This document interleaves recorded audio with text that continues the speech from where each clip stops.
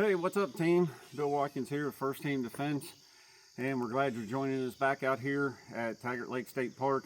We're out at one of our DNR shooting ranges here in the state of West Virginia, and this is part two of what we were going over before with range etiquette and what you need to bring to the range. I wanted to point out a few safety rules that are published at all of our DNR ranges, and it's really important that we try to take care of these DNR ranges. You know, they come out here, they maintain the ranges for us, give us backstops and stuff out there behind the targets. We have places set up that we can staple targets to and stuff. They really do a nice job for us out here in the state of West Virginia and taking care of us as far as getting out and being able to shoot. And it's a really good place to come. You can bring your whole family out here. You can come out by yourself and target practice. This one here, the range that we're at today, it's actually a 200-yard range, so you can actually stretch your rifle out a little bit and get out there if you're getting ready for deer season or hunting season of that type. But I wanted to go over a couple specific rules that tend to get overlooked a lot out here on the range, and it's really disheartening. One of them being, of course, when we get into the safety aspect of it, firearms must be pointed downrange at all times. You know, we went over the 4 universal safety rules in part 1, and we showed you how to open up a case and how to get your firearm out, how to be safe with it, and take your time so nobody gets upset. That's one of the big things, though. It must be pointed downrange at all times, which means that you shouldn't be waving it around. Even if it's empty, you shouldn't be waving it around or muzzling it at nobody. Always keep it pointed downrange, okay? And then no person may move forward to the firing line. If we're out here and we're shooting, like today, we've got a couple different pavilions out here on this shooting range. It's a little bit bigger than most. Okay, even though they're 2 different pavilions that we're under, you want to make sure that you don't move forward to that firing line until everybody ceases fire or everybody knows that you're going to be going out and everybody stop firing. Lay your weapons down. Don't be messing with your ammunition. Don't be messing with your rifle when somebody's downrange. Okay, we don't want any accidents out here. And the other thing is, no glass or metal containers may be used as targets. That's one of the big things that we see all the time when we come out here. If you're going to come out here, use an official target, okay? Or maybe you bring out a box that you have a target drawn on or something like that. And even at that point, once you use that target, bring it back and put it in one of the receptacles here. Pick it up, put it in the garbage, and try to keep everything as neat and clean as you can. There's a lot of people out here that come out and there's glass that they shoot out here, plastic bottles. I've seen everything from TVs to propane tanks. You know, let's be a little bit more respectful in that. Let's be good stewards and try and keep everything as clean as we can and try to leave it better than the way that we found it. Okay, we're very, very fortunate here in the state of West Virginia to have these ranges and have them provided for us. Okay. So we're going to move over to one of our tables over here, and we're going to kind of go over what you should be bringing to the range. If you're new to the industry or if you're new to firearms and stuff like that, here's a couple things that you should be bringing with you when you come for sure. If it's stuff that you don't know about, or maybe you're a seasoned shooter and you've just maybe not thought about these things. But we've got a few things set out on the table over here, and we'll kind of go over them real quick. You already want to make sure that you bring your firearm and your ammunition, extra magazines, and of course, we want to make sure that we keep all that pointed downrange at all times. Okay, one of the first things that you're going to make sure that you're going to need a pair of safety glasses. Okay, you want to make sure that we have a good pair that fit you and cover the sides of your eyes over here. We want to make sure that we protect our eyes as much as we can. There's a lot of flying brass out here, maybe not from your weapon, but you might be standing close to somebody else, or, you know, somebody's ejected brass comes flying over into your stall. Okay, so we want to make sure that we do that. The next thing is our hearing protection. You want to make sure that you have your hearing protection on at all times. If we pull up and we hear gunshots already being fired out here, I try to put my hearing protection on before I ever get out of the vehicle. Okay, once we lose that hearing, we can't get it back. How we do that, we've got several things that you can get, from these inexpensive foam earplugs that we can go ahead, wad up, put into our ears, and keep our hearing that way. There's another set of ear muffs here, and these are just regular ear muffs. These are sound deadening. They've got the foam and everything inside, so that way it deadens the noise of the gunshots and everything. You put them on just regular ear muffs.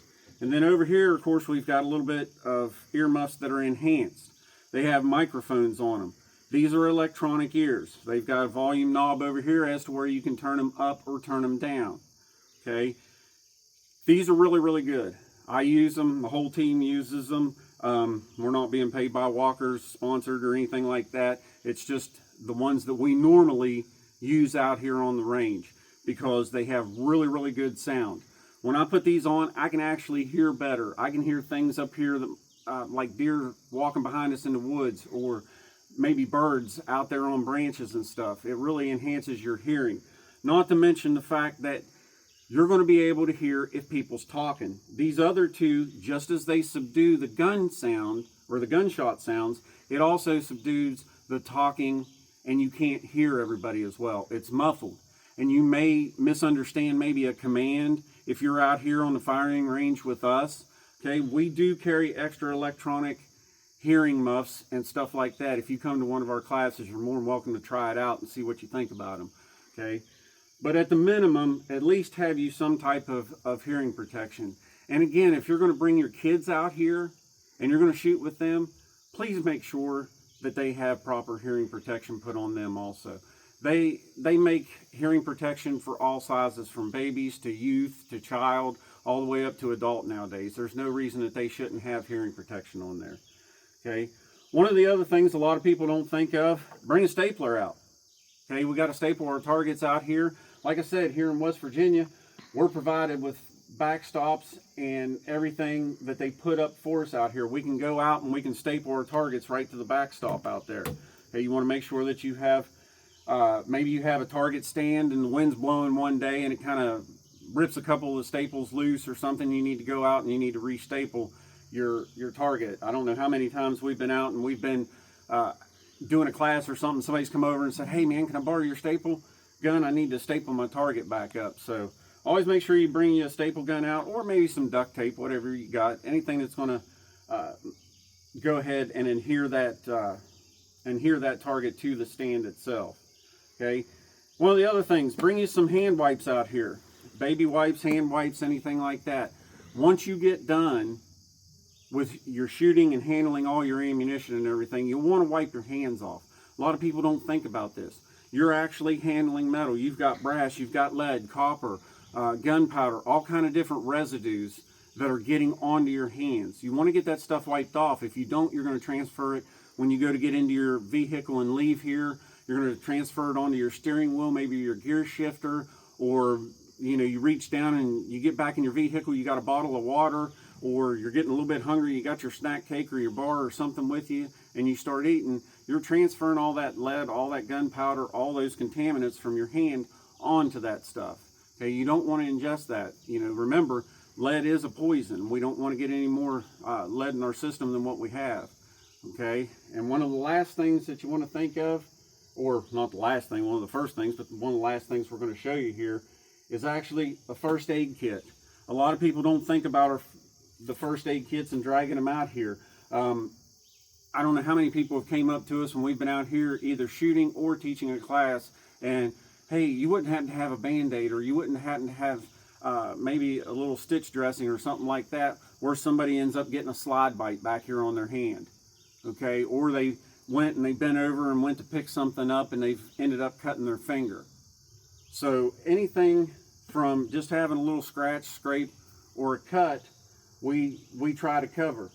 This is one of our trauma bags, one of our first aid bags that we carry with us all the time, especially when we're teaching a class. Inside we've got everything from your regular boo-boo bandage, clear up to chest seals and ambu bags, okay, nasal pharyngeals, all that stuff. We hope that we never have to use that stuff, but we're all trained medically in using that in the event that something happens. Okay, we don't want any negligent discharges, anything like that happening, but there are people out here that do some crazy things. This is life. Okay, things do happen.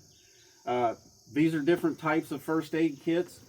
This is one of Ashley's kits that she carries with her in a truck, and it's got everything in here to cover, once again, anything from boo-boos to chest seals to any of that stuff that we may need.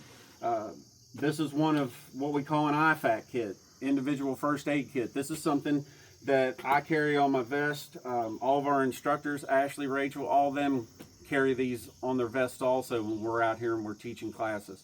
You know, we try to be as safe as we can. Even if you go to Walmart and you get just a regular box in there that just has your Johnson & Johnson first aid kit in it, it would be something to throw in the truck and bring with you. You never know when you're going to run into that and need something like that. And of course, always, if it's a hot day out or something like that, make sure you bring something, you know, to drink. And make sure that you monitor yourself. You don't want to stay out here too long and end up getting heat exhaustion or getting overheated and passing out with a weapon in your hand or anything like that. So that's going to be it. If you guys got any questions or anything, you can leave them down below. You can follow our links down below. You can follow us on Facebook, here on YouTube, and on Rumble. If you want to take any of our classes, of course, the links will be down below there. And if you want to go ahead and come out and you see us sometime out here at the range, come up and talk to us. We'll be glad to talk to you. If there's any topics you'd like to see or you'd like for us to answer or do a video on, let us know in the comments down below. I appreciate it. And until next time, be safe, be vigilant, and always watch your six.